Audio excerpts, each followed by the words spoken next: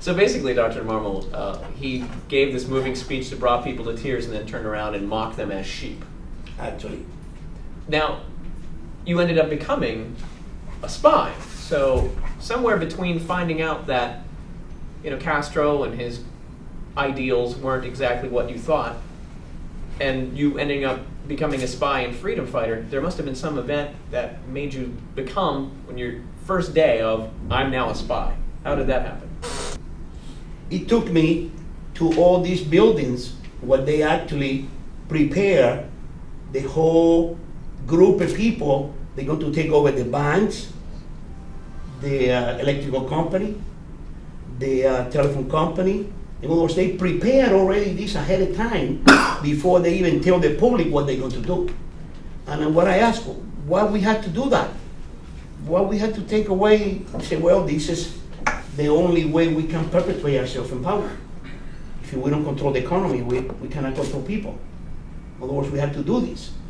And in matter to this, saying my father is a business owner. And he's been working for 30 years, hardly taking a vacation.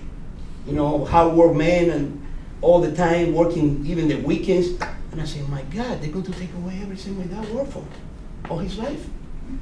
And then I say, that's it. I tell you this and that, this is not what you think it is. And they're going to take away everything you work for and everybody else. They're going to control everything in the country, and they're going to completely restrain the freedom.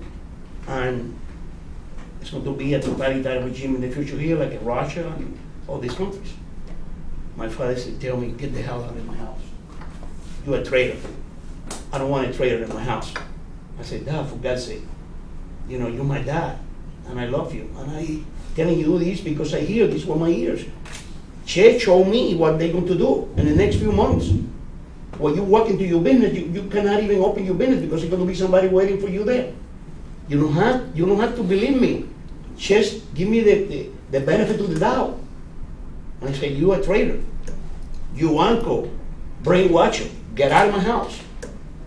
And I crying, and I walking out of the house. I even leave my hat in there. And go to my uncle's house. And I tell my uncle I live in Cuba. And my uncle, he don't like the revolution. He's a doctor, he's a pediatrician and gynecologist.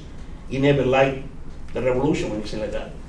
What I tell him this to my uncle, he say, oh my God, they sent this kid to trap me, to get me. And he said, no, I don't want to hear anything bad about the government.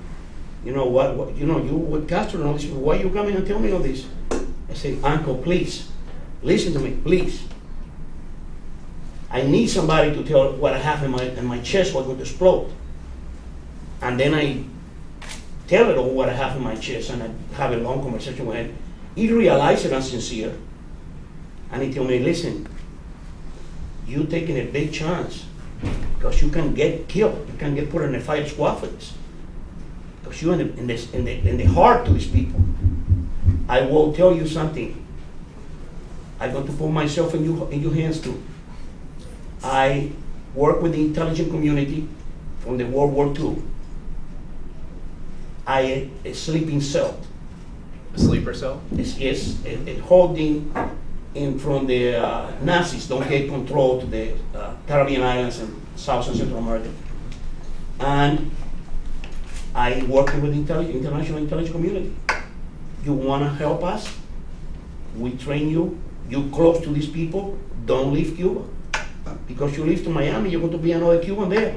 You're not going to help us. And believe me, I had to, I swallowed a couple of times and I said, you need my help? Yes, you're going to be invaluable for us. Because you can bring up fresh information, the inside to the government. I said, okay, I help you. Wow. And that's how you became a spy That when is you were right. a very young age.